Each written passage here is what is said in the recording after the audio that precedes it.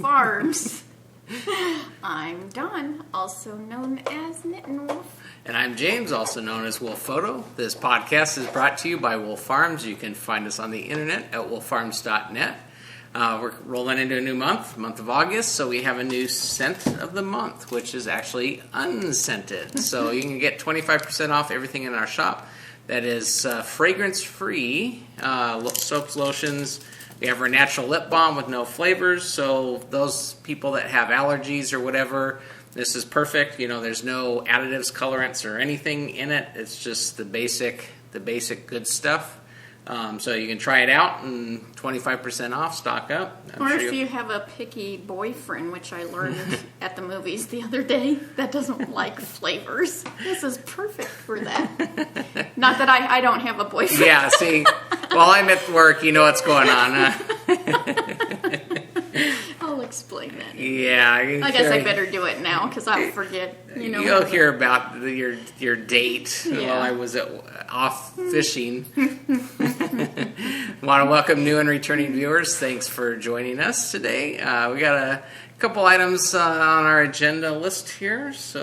And those include farm happenings in the coop, flown the coop, squeal like a pig, roundup, and prizes and a joke. Oh, prizes and a joke. You don't want to do the joke first? No. No, okay. Or I guess we could. Looney Hiker posted it a few weeks ago, I think, in fact, and she said, "Why did the cowboy buy a dachshund?" Why did the cowboy buy a dachshund? So he could get along, little doggy.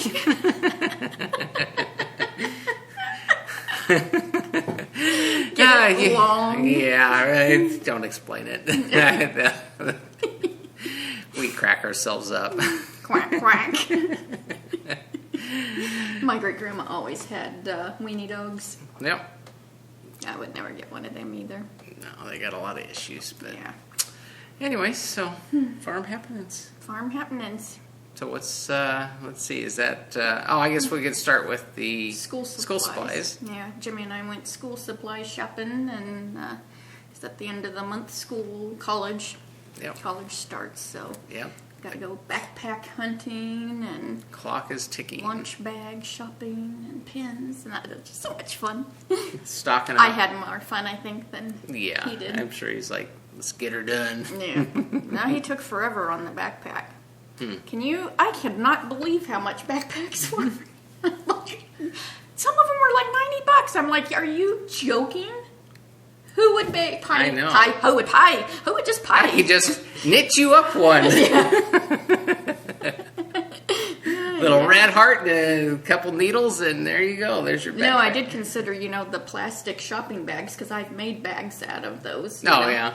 I know they make mats for the homeless out of them, but I've actually made tote bags out of the Walmart. Yeah, you just kind of braid them together. And yeah.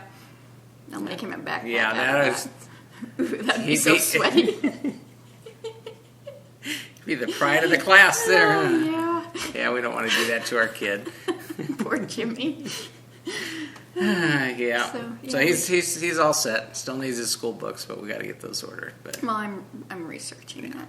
Finding the best school book deals. Isn't that crazy? School books, because they like charge an arm and a leg, and then they like rearrange the pages every year so that you have to buy new ones and you can't sell them back. Kind of irritating, but especially when they charge so much for them. Especially when the college gets the wrong ISBN number that I'm going to have to go up and find out what exactly book. Which book is it that he needs? They don't even have it.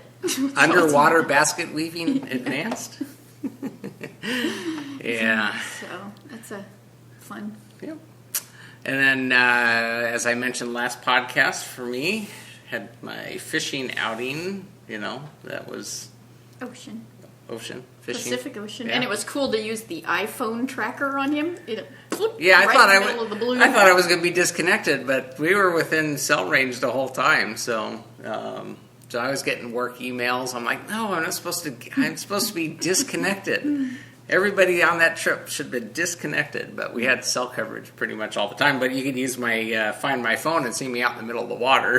Yeah, and you could watch him, following the coast. So that was funny. Yeah, so we had the plan was to have me and 4 of the guys from work get together out at Ventura. We were heading out of Ventura, which is on the central. It's like kind of between Central Coast and Southern Coast. Mm-hmm. It's kind of northwest of us, and so we got everybody. The talk of the week was, I'm getting ready to get all our stuff together, and they're practicing. He had this big old honking reel in his lunch bag, and I'm like.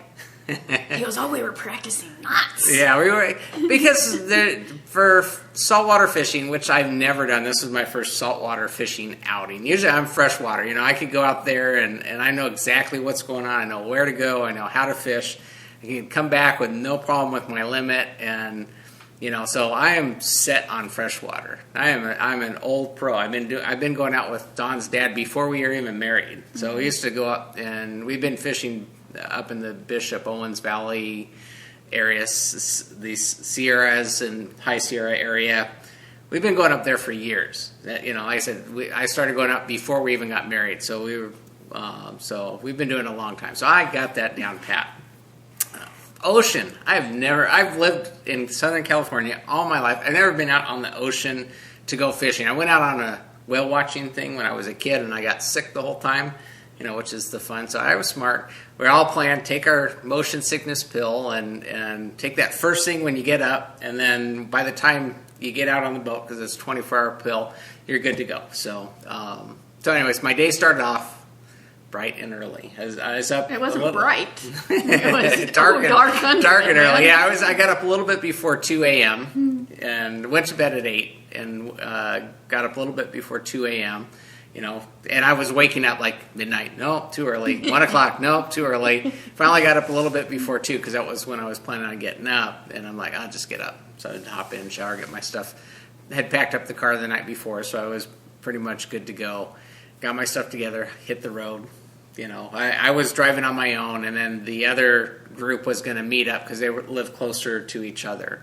And we both had about an hour and a half, 2-hour drive to get to the dock where the boat was leaving. So we were all traveling up there and got out there, and one of the guys bailed. 1:30 in the morning. He's gonna catch it tomorrow, man. Yeah, we had a few choice words for him.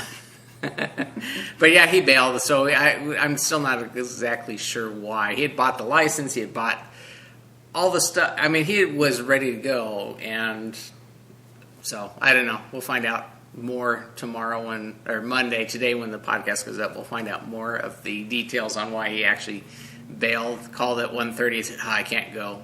Something came up. I'm like, what comes up at 1:30 in the morning? Well, you don't know. I told him.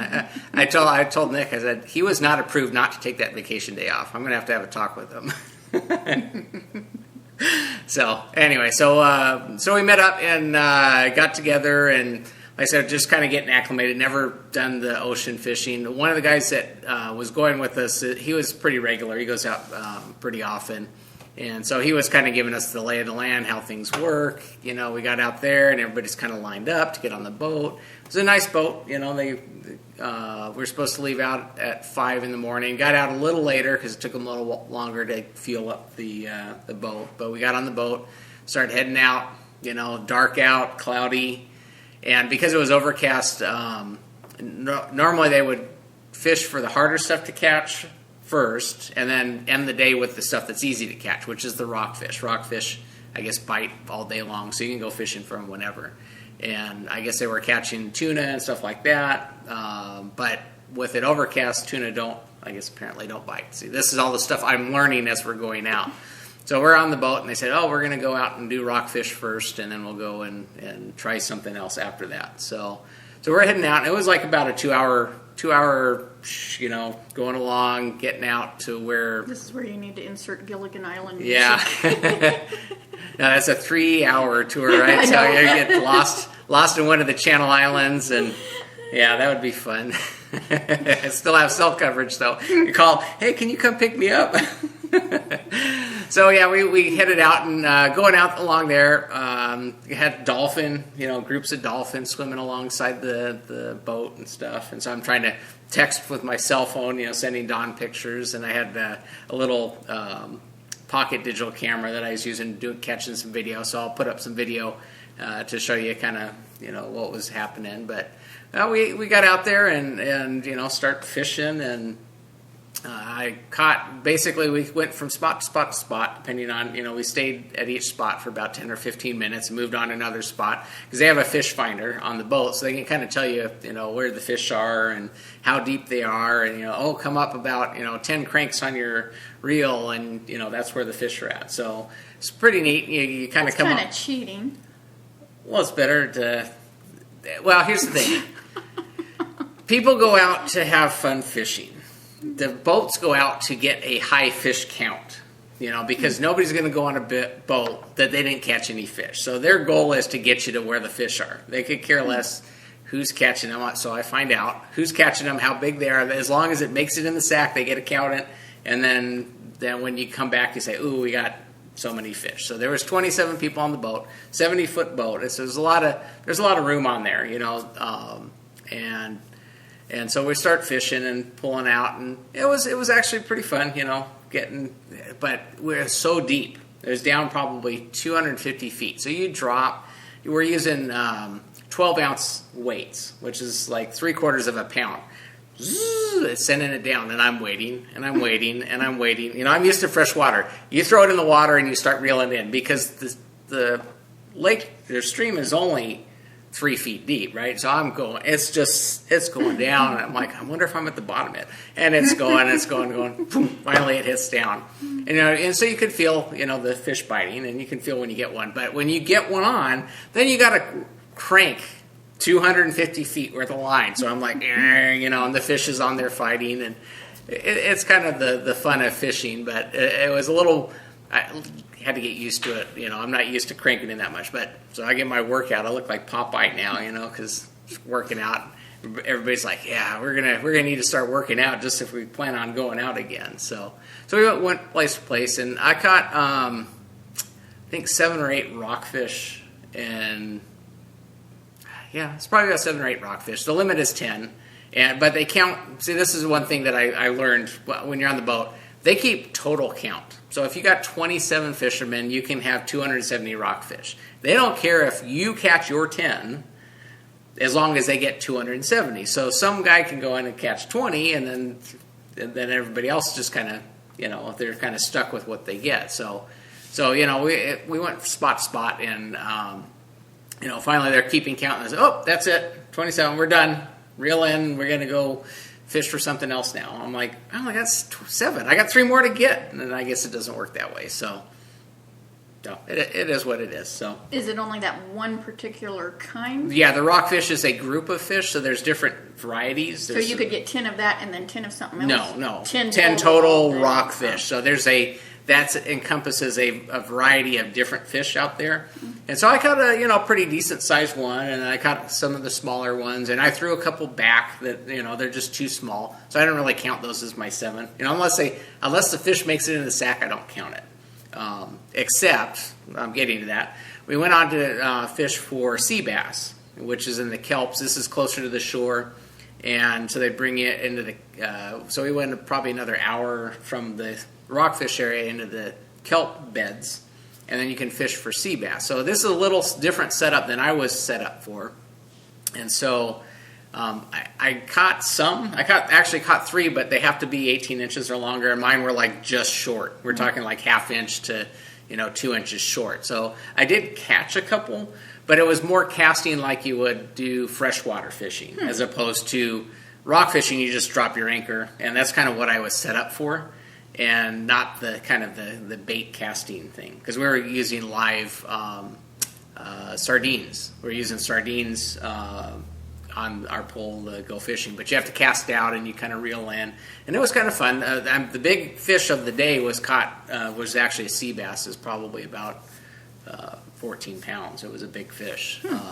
So So got all done and then start heading back. And from the trip where we're at when we wrapped up kind of at 2 o'clock in the afternoon to get back to, the plan was to get back to the harbor at 4.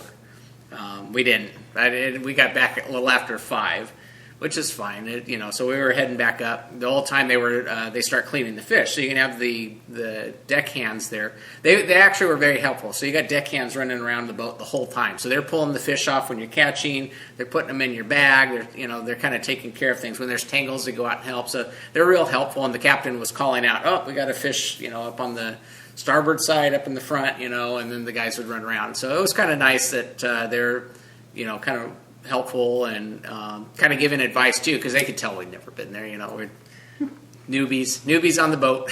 And so he's like, "No, I'm going to change out your hooks." So he actually changed out my hooks and gave me different type of hooks that he says work better with the rockfish, because then you don't need to set them. And I'm like, "Oh, okay." So actually, I forgot to mention, when we were out on the fishing for the rockfish, someone actually got a mako shark. I was waiting for you to. Yeah, and so everybody reeled in, and then the captain starts. The guy's reeling in. He's at the front of the boat. The captain's kind of following around where the shark's going. So the guy fought to reel him in, probably about 15 minutes or so. And I guess he come out of the water a couple times, and so I was trying to film it so that when he brought it in, I could say, I could tell him I sent him the video or something. But unfortunately, the line broke, or the shark cut the line. Somehow the fish got off. So unfortunately, he didn't get to bring it in. But it was kind of interesting, because the captain was actually moving the boat around to try and follow the shark to keep tension off the line while he was trying to crank it in. He's trying to give enough slack on the line for the guy to actually reel it in a little easier than having him just crank on the shark. So I didn't actually get to see it, but I know the guys said it had come out of the water a couple times. So, but yeah. So you don't even know how big it was? I don't know how big it was. So it's one of those fish stories, future fish stories. The guys didn't come back and talk about the big fish that never was. Like I said, if it doesn't make it in the sack, it doesn't count, right? So I did video it, though. Yeah. I got evidence for you. So we made our way back and got back to shore, and I'm off the boat, get all cleaned up, get the stuff in. I had the deckhands go ahead and fillet all the fish, so the seagulls are flying along the boat as they're cleaning, because you could have them either just leave the fish in the sack and you can do everything, or they could, what they call gut and gill, where they take the gills out and the guts and leave just the rest of the fish. You see, I'm like, nah, we're not fish people too much. And so I'm like, I have no idea what this is going to be like. We don't eat rockfish, so we're going to have that tonight. Hopefully it's good. But I thought, no, just fillet it, because one of the guys, the one guy that goes out fishing all the time, he was telling me that there's a lot of waste. And to me, I'm like, if I get 10 fish, I'm going to have 9.5 too many. So he uses the stuff. Yeah, he's edible. He's Filipino, so he uses like more of the fish than we would, So, but yeah, so he did. So I'm like, no, I'm just going to have it filleted. That way it's ready to cook. I throw it on the grill. We can cook it up, or figure out how to cook it, because I got a good sized bag of fish, more than we'll probably need in a meal. I cleared out the whole freezer, man, because I told her I'm going to come 100 pounds of fish, and I'm like, I have no room in my freezer. So see, that's my ulterior motive, was to clean out the trout that we caught 10 years ago that's frozen in there that we've never eaten. Do you keep Jimmy's first fish? They weren't in there. Really? We must have. No, we must have made the executive decision to get rid of the Jimmy's first fish at some point in time. So anyway, so at least the freezer's clean. So I got back, and when I got driving home, I started feeling really. I had bad migraine headache, so I don't know if it was on the boat. I was fine the whole time, didn't get sick, but I don't know. When I got home, I had a 2.5-hour drive. Coming home Friday evening traffic, so it was like, and so there's a couple areas that just kind of bogged down. So it took me about 2.5 hours to get home. I got home, standing in the shower, and I feel myself going like this, because I'm like 12 hours on the boat, sitting there getting used to the rocking and the motion there.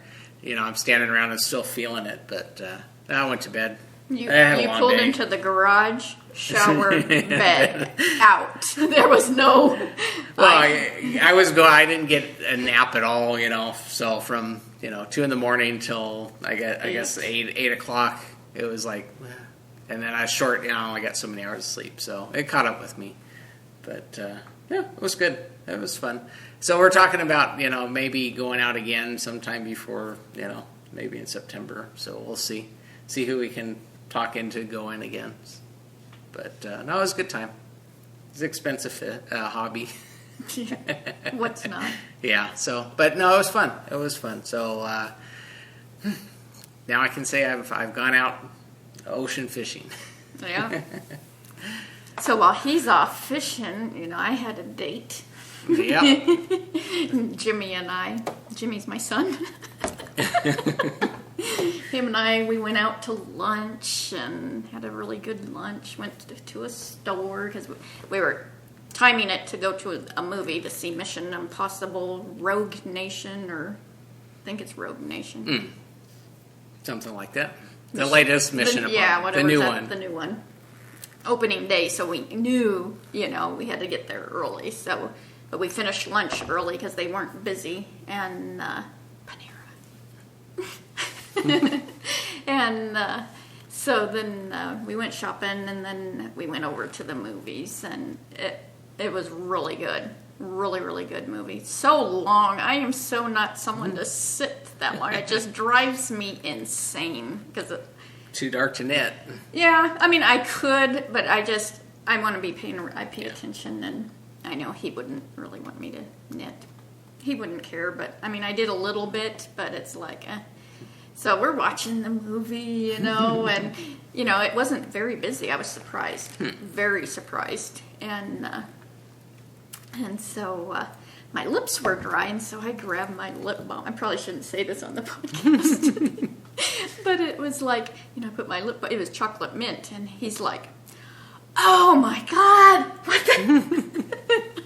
It's quiet in the movie, and I'm like, he goes, "What did you just put on?" He goes, "Don't." He's very sensitive though to smells and stuff. So he's sitting there with his shirt. He's a bit of an over-exaggerator. He's over-dramatic. Yeah. He would be the perfect Zoolander, which was one of the commercials, so Zoolander 2. Oh, there you go. Yeah, so we got a big chuckle out of that, but yeah, I'm like, he goes, my girlfriends are never going to wear that stuff. So that's why I was saying perfect unscented for those with the boyfriends, who don't want to taste. He told me to throw that scent away. He goes, even the guy next to me started coughing. There wasn't any guy next to him. Yeah. So I even really smelt it. I don't know if I got, because it'd been in the heat. Oh.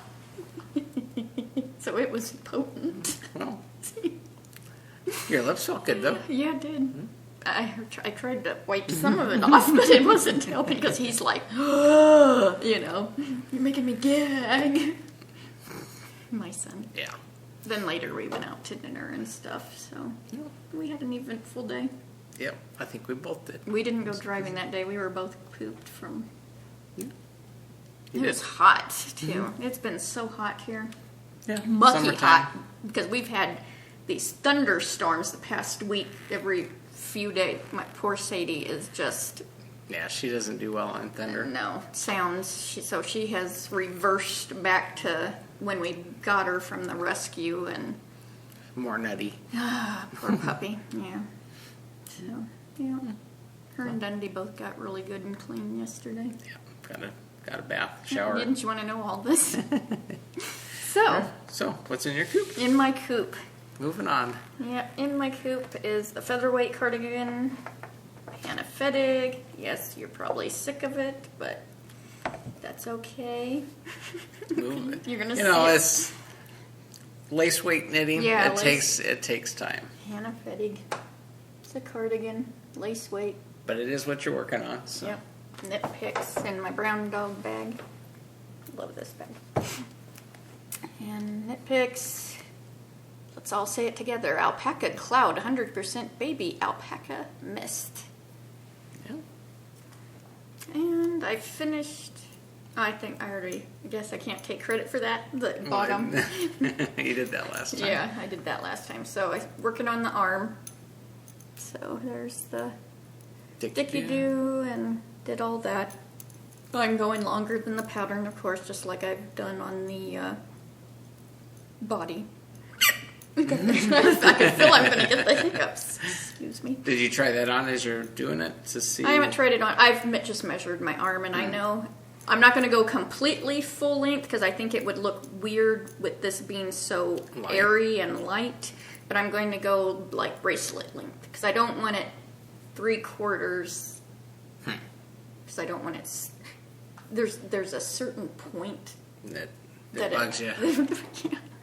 You need a little bit longer than that point. Yeah, so. It's one of those things you just do by instinct. Huh? Yeah, so that's what's awesome about knitting. You just try it on, and I'm like, no, that adjust as you go. Yeah, so.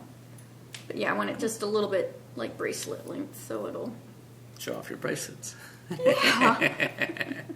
So this is done on size something. Size 6. I just bought readers this week.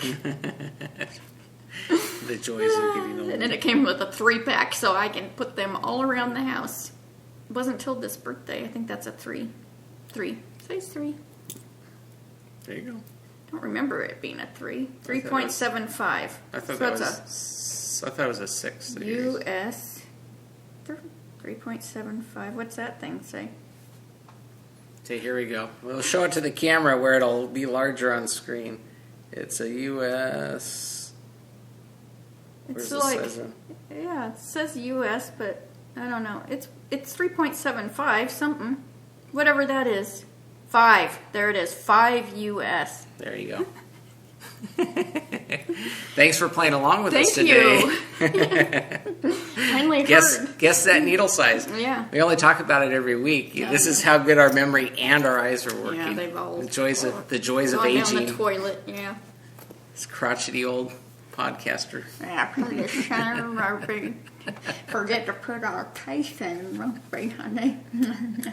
Give me a gummy kiss. A gummy kiss. A gummy kiss. That just makes me want gummy bears. I was going to say. Off track. Yep, on to the next. That's all I've done. Oh, I did do some spinning still on the Twisted Fiber Arts and the Minstrel colorway. I'm on the last bit of the burgundy. I think I have a foot. You are just stacking that spindle it is packed. But I'm just like wanting to wind it towards the center because it's going to fall off the edge if you don't. I'm wanting to do a 3-ply chain ply, and it's like I want this all on. It will get on there. It will. It will. She's redhead. She's going to make it happen. Yep. So that's all in your coop. Okay. I've been working on getting set up to do some more yarn bowls. So I've been out working on my wood, getting that all set up. And so I've got this one ready to go on the lathe. This is oak. So I've got that all marked up, ready to go. This will be a full-size yarn bowl when I get done. Probably a little bit shorter than probably finish off shorter than that when I get done with it. But that's ready to go on the lathe. So that may actually hit the lathe today. We'll see how things go. And then another thing, I've been working on gluing up this. I'm actually working on a yarn bowl that's got kind of 2 different types of wood in it, but in a different way. So I glued up a block of wood, and so this is all kind of laminated together. Yesterday I got it all planed down and ready to glue up the other direction. So what I'm going to end up having is a yarn bowl this is actually going to be a huge bowl. This is much bigger than what I've been making, but it'll actually have a stripe up and through the bowl itself. So that'll be something different. Takes a little bit more work to do this one, but well, because each of these. Yeah, you have to cut. These is a whole separate piece of wood. Yeah, you have to. You cut down the strips and then you glue them up, and then you glue them up, you clamp them together, you let them sit for a day, and then I had to run through and plane them down and get it all sanded up and then cut it into blocks, and that's kind of where I'm at now. So this will be a neat looking yarn bowl once it gets done. So kind of excited to get that gluing so I can put it on the lathe and start working with it. But like I said, I'll probably have the oak one done first, and then this one will be gluing up because I have to join together all of these planks of wood into one block, and then I can start working on that as a yarn bowl. So looks kind of like a lace shawl, how each little section and actually there's ways you could do where like checkerboard. I mean, I've seen some of the people where you could do strips this way and then you turn it this way, and so you end up with a checkerboard pattern throughout the whole thing. I did different size strips to kind of give it some detail here, but you could do the same size strip and you end up with a checkerboard. There's other patterns and stuff. This all takes a lot of time to get all of that worked out, but it's part of the fun. And so that one I'll be gluing up today as well. So, but yep, that's what I've got in my coop. It's coming along. I don't think there's anything else that I have to show. So Flown the Coop. Flown the Coop is the Wild Goose Shawlette by Prairie Piper, Paula of the Knitting Pipeline podcast. And I did this out of Dancing Dog Dye Works in the Lorax colorway.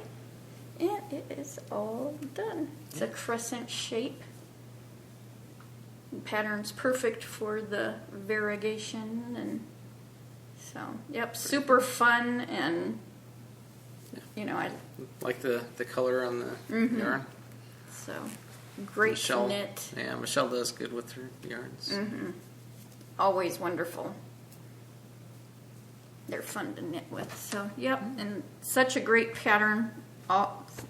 Always well written. Paula's patterns are always well written. So it's such a joy. And this one was like really simple. I mean, you could do it while watching TV or, cool, whatever.